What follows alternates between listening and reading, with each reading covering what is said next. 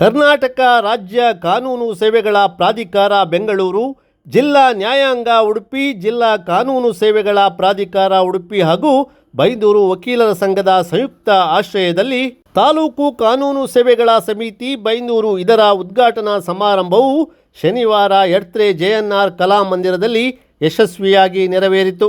ಕಾರ್ಯಕ್ರಮವನ್ನು ಕರ್ನಾಟಕ ಹೈಕೋರ್ಟ್ ನ್ಯಾಯಮೂರ್ತಿ ಹಾಗೂ ಉಡುಪಿ ಜಿಲ್ಲೆಯ ಆಡಳಿತಾತ್ಮಕ ನ್ಯಾಯಮೂರ್ತಿಗಳಾದ ಮಾನ್ಯ ನ್ಯಾಯಮೂರ್ತಿ ಎಂಐ ಅರುಣ್ ಅವರು ಉದ್ಘಾಟಿಸಿದರು.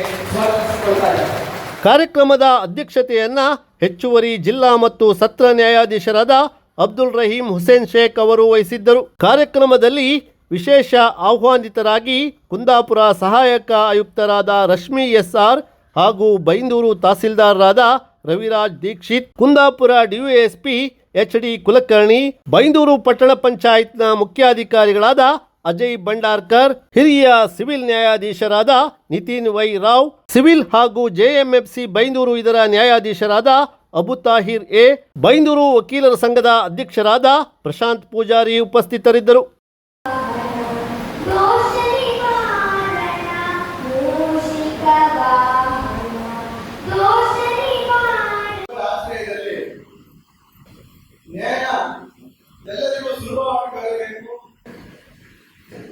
ಕಾನೂನು ಅರಿವು ಸಮಾಜದ ಪ್ರತಿಯೊಬ್ಬ ವ್ಯಕ್ತಿಗೂ ತಲುಪಬೇಕು. ಹಾಗೆ ಉಚಿತ ಕಾನೂನು ಸೇವೆ ಜನಸಾಮಾನ್ಯರಿಗೆ ಲಭ್ಯಬೇಕು ಎಂಬ ಉದ್ದೇಶದಿಂದ ಬೈಂದೂರು ಬೈಂದೂರು ತಾಲೂಕಿನಲ್ಲಿ ಇಂದು ತಾಲೂಕು ಕಾನೂನು ಸೇವಾ ಸಮಿತಿ ಉದ್ಘಾಟನೆಗೊಳ್ಳಲಿದೆ. ಈ ಕಾರ್ಯಕ್ರಮವನ್ನು ಉದ್ಘಾಟನೆ ಮಾಡಲು ನಮ್ಮ ರಾಜ್ಯದ ಗೌರವಾನ್ವಿತ ಉಚ್ಚ ನ್ಯಾಯಾಲಯ ಬೆಂಗಳೂರು ಇದರ ನ್ಯಾಯಮೂರ್ತಿಗಳು ಹಾಗೂ ನಮ್ಮ ಉಡುಪಿ ಜಿಲ್ಲೆಯ ಆಡಳಿತಾತ್ಮಕ ನ್ಯಾಯಮೂರ್ತಿಗಳು ಆದ ಜಸ್ಟಿಸ್ ಎಂಐ ಅರುಣ್ ಸರ್ ಅವರು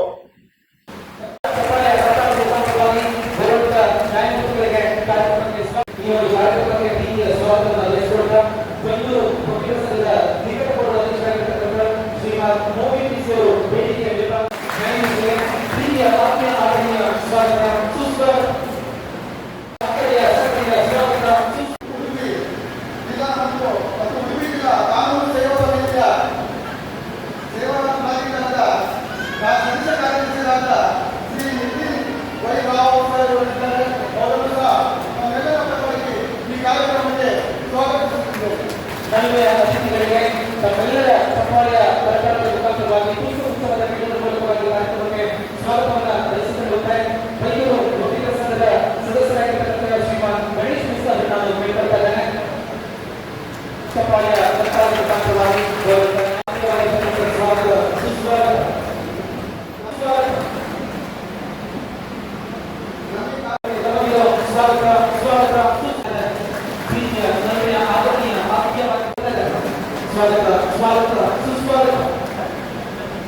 ಕಾರ್ಯಕ್ರಮದಲ್ಲಿ ಬೈಂದೂರು ವಕೀಲರ ಸಂಘದ ಪದಾಧಿಕಾರಿಗಳು, ಸದಸ್ಯರು, ವಿವಿಧ ಇಲಾಖೆಗಳ ಅಧಿಕಾರಿಗಳು, ಗಣ್ಯರು ಹಾಗೂ ಸಾರ್ವಜನಿಕರು ಭಾಗವಹಿಸಿ ಕಾರ್ಯಕ್ರಮವನ್ನು ಯಶಸ್ವಿಗೊಳಿಸಿದರು.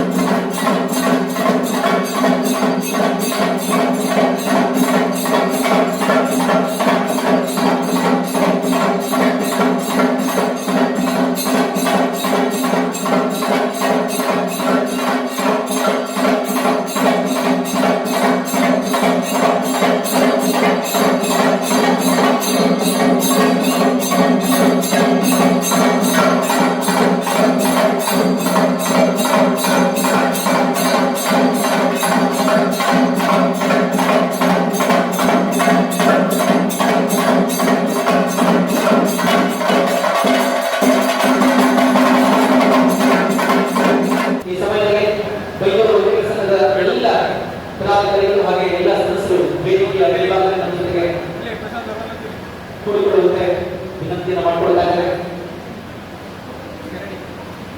ತಮ್ಮೆಲ್ಲರ ಅಗತ್ಯವಾದ ಚಪ್ಪಾಳೆಯ ಸರಕಾರವಾಗಿ ಬೆಂಗಳೂರು ಸಿಟಿ ಮತ್ತು ಎಪಿಸಿ ನ್ಯಾಯಾಲಯಕ್ಕೆ ತಾಲೂಕು ಕಾನೂನು ಸೇವಾ ಸಮಿತಿ ಇದರ ನಾಮಫಲಕವನ್ನು ಗೌರವಿತ ನ್ಯಾಯಮೂರ್ತಿಗಳು ಅನಾವರಣ ಮಾಡಿರುತ್ತಾರೆ.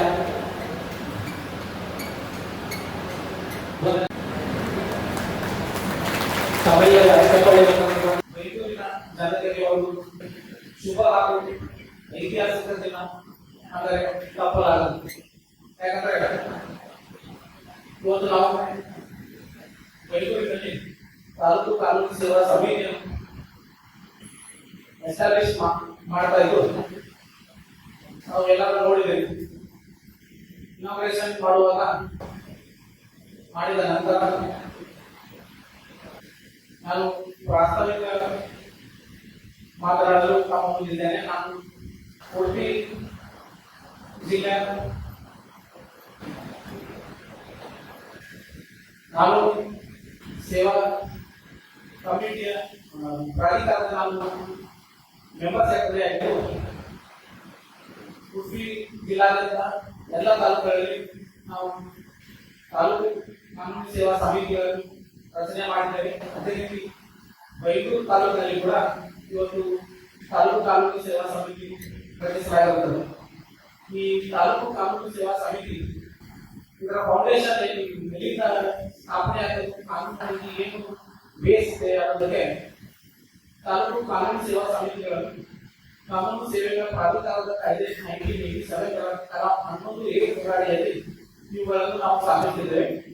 ಸದ್ಯ ಕಾನೂನು ಸೇವೆಗಳ ಪ್ರಾಧಿಕಾರದ ಕಾಯ್ದೆ 1987 ಪ್ರಾಥಮಿಕ ಉದ್ದೇಶವನ್ನು ಏನೆಂದರೆ ಸಮಾಜದ ದುರ್ಬಲ ವರ್ಗಗಳಿಗೆ ಉಚಿತ ಹಾಗೂ ಸಮಗ್ರ ಸೇವೆಯನ್ನು ಒದಗಿಸುವುದು, ಆರ್ಥಿಕ ಸಮಾನತೆ ಹಾಗೂ ಇತರೆ ಅಂಗವೈಕಲ್ಯಗಳಿಂದಾಗಿ ಯಾವುದೇ ನಾಗರಿಕರು ನ್ಯಾಯವಂಚಿತ ಆಗಬಾರದು, ಎಲ್ಲರಿಗೂ ದಕ್ಷವಾದ ನ್ಯಾಯ ಸಿಗಬೇಕು.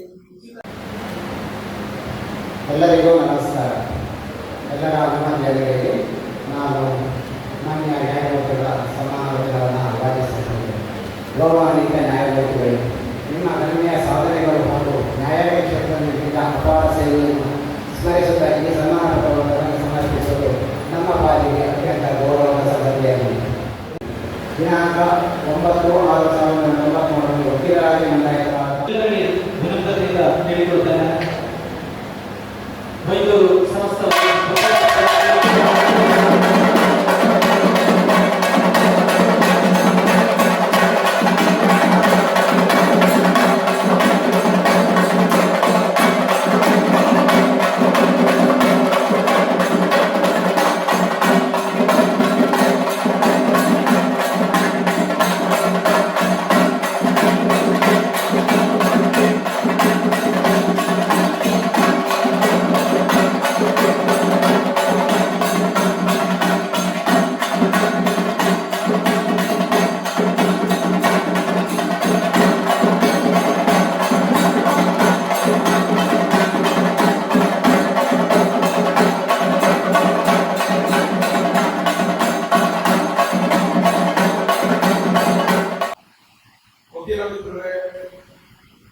ಮಹಿಳೆಯರು ಮತ್ತು ಮಹಿಳೆಯರ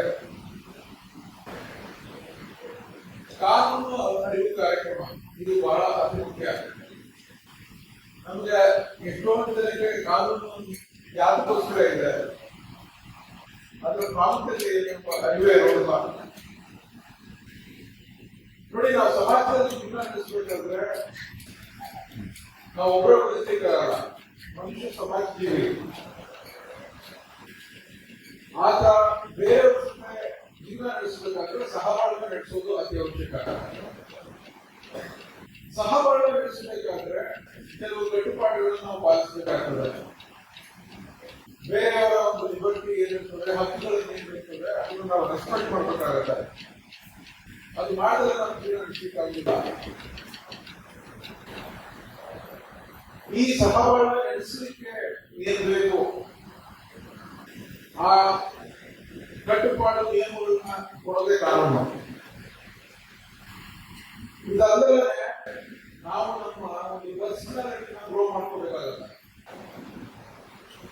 ನಮ್ಮ ಒಂದು ವೈಯಕ್ತಿಕವಾದಂತಹ ವರ್ಚಸ್ಸು ಪರ್ಸನಾಲಿಟಿ ನಾವು ಗ್ರೋ ಮಾಡ್ಕೋಬೇಕಾದ್ರೆ ನಮ್ಗೆ ಕೆಲವು ಹಕ್ಕು ಬೇಕಾಗುತ್ತೆ. ಆ ಹಕ್ಕುಗಳಿಂದಲೇ ನಾವು ಮುಂದುವರಿಲಿಕ್ಕೆ ಸಾಧ್ಯನೇ ಇಲ್ಲ. ಅದನ್ನೇ ನಾವು ಫಂಡಮೆಂಟಲ್ ರೈಟ್ಸ್ ಅಂತ ಹೇಳ್ತೇವೆ. They are inalienable rights which are essential for development of a human personality. So, ನಮ್ಮ ಒಂದು ಸರ್ವತೋಮುಖ ಬೆಳವಣಿಗೆಗೆ ಮತ್ತು ನಾವು ಒಂದು ಸಾಮಾಜಿಕ ಸಹಬಾಳ್ವೆ ನಡೆಸಬೇಕಾದ್ರೆ ಏನ್ ಬೇಕೋ ಅದನ್ನ ಕೊಡೋದು ಕಾನೂನು. ಇದ್ರ ಬಗ್ಗೆ ನಾವು ನಮ್ಗೆ ಅರಿವಿರ್ಬೇಕು ಯಾವಾಗ. ಇನ್ನ ಪ್ರಜಾಪ್ರಭುತ್ವದಲ್ಲಿ ಪ್ರಜೆಯೇ ಪ್ರಭು. ಪ್ರಜಾಪ್ರಭುತ್ವ ಅಂದ್ರೆ ಪ್ರಜೆಯೇ ಪ್ರಭು. ಇಲ್ಲಿ ಯಥಾ ರಾಜ ತಥಾ ಪ್ರಜೆ ಅಲ್ಲ, ಯಥಾ ಪ್ರಜಾ ತಥಾ ರಾಜ. ನಮ್ಮಲ್ಲಿ ಒಂದು ಏನೋ ಒಂದು ಕೆಟ್ಟ ಅಭ್ಯಾಸ, ಬೇರೆಯವ್ರನ್ನ ದೂರುವುದು. ಈ democracy you get the leaders you deserve. ನಾವು ಸರಿ ಇದ್ರೆ ಇವಾಗ ಹಳ್ಳಿ ಪಂಚಾಯತಿನಪ್ಪ ಎಲ್ಲರೂ ಇವಾಗ ಗೊತ್ತಿರುತ್ತ, ಪಟ್ಟಣದಲ್ಲಿ ಗೊತ್ತಿರೋದಿಲ್ಲ ಯಾರು ಎಲೆಕ್ಷನ್ ಕಂಡಕ್ಟ್ ಮಾಡ್ತಾರೋ ಆ ಬಗ್ಗೆ ಏನು. ಹಳ್ಳಿನಲ್ಲಿ ಪ್ರತಿಯೊಬ್ಬನ ಒಂದು ಯೋಗ್ಯತೆ ನಿಮಗೆ ಗೊತ್ತಿರುತ್ತೆ. ಯೋಗ್ಯತೆ ನಮ್ಮ ಆಸೆ ಅದು ಹಾಗೆ ಎಫೆಕ್ಟ್ ಆಗಿ ದೇಶನ ಉದ್ಧಾರ ಆಗುತ್ತೆ. ಹಣಕ್ಕೆ ಮತ್ತೆ ಜಾತಿಗೆ ರಿಲಿಜನ್ಗೆ ಮೋಟನ ದಯವಿಟ್ಟು ಮಾಡ್ಕೋಬೇಡಿ. ಕಾನೂನು ಇರೋದು ನಮಗೋಸ್ಕರ, ನಮ್ಮ ಉದ್ಧಾರಕ್ಕೋಸ್ಕರ. ಕಾನೂನು ರಚನೆ ಮಾಡೋದು ನಾವೇ, ಅದರಿಂದ ಉಪಯೋಗ ಪಡ್ಕೊಳ್ಳೋದು ನಾವೇ. ಇದನ್ನ ನಾವು ಅಲ್ಕೋಬೇಕು. ಇವತ್ತು ನೀವು ಮುಂದುವರೆದ ರಾಷ್ಟ್ರಗಳನ್ನ ಒಂದು ಉದಾಹರಣೆಗೆ ಕೊಡೋದಂದ್ರೆ ಅಮೆರಿಕ ಇರ್ಬೋದು, ಯುರೋಪಿಯನ್ ರಾಷ್ಟ್ರಗಳಿರ್ಬೋದು, ಆಸ್ಟ್ರೇಲಿಯಾ, ನ್ಯೂಜಿಲ್ಯಾಂಡ್ ಇರ್ಬೋದು, ಅವ್ರಿಗೂ ನಮಗೂ ಅತಿ ಪ್ರಮುಖ ವ್ಯತ್ಯಾಸ ಏನಪ್ಪ ಅಂದ್ರೆ ಎರಡು ಮಾತನಾಡಂತೆ. ಒಂದು, ಅವರಲ್ಲಿ ಶುಚಿತ್ವ ಇದೆ, ಕ್ಲೆನ್ಲಿನೆಸ್ ಇದೆ, ಹೈಜೀನ್ ಇದೆ.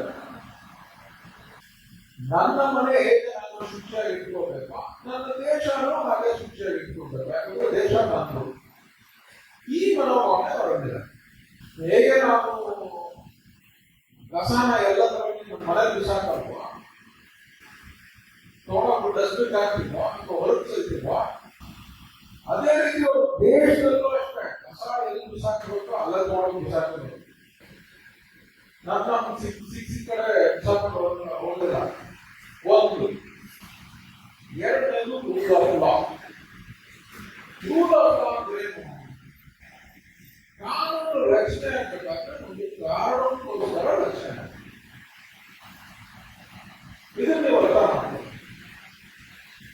ಯಾವುದೇ ಕಾನೂನು, ಆಸ್ತಿ ಕುರಿತಂತೆ ಇರಬಹುದು, ನಿಮ್ಮ ಹಕ್ಕುಗಳು ಕುರಿತಂತೆ ಇರಬಹುದು, ನಿಮ್ಮ ಬಾಧ್ಯತೆಗಳು ಕುರಿತಂತೆ ಇರಬಹುದು. ನಾವು ಬರೀ ವ್ಯಕ್ತಿ ಬಗ್ಗೆ ಮಾತಾಡ್ತೇವೆ, ಬಾಧ್ಯತೆ ಬಗ್ಗೆ ಮಾತಾಡಲ್ಲ. ನಮಗೆ ರೈಟ್ಸ್ ಇದೆ, ಡ್ಯೂಟೀಸ್ ಇದೆ. ಸೊ ಅವರಿಗೆ ಈಗ ಈ ಎರಡು ಅರಿವಿಂದ ಇವತ್ತು ಅವರ ಅಷ್ಟು ಉದ್ಧಾರ ಆಗಿದ್ದಾರೆ. ಈ ಎರಡು ವಿಚಾರಗಳನ್ನ ನಾವು ಅರಿತುಕೊಂಡ್ರೆ ನಾವು ಮುಂದೋಗಿ ಆಗ್ತೇವೆ.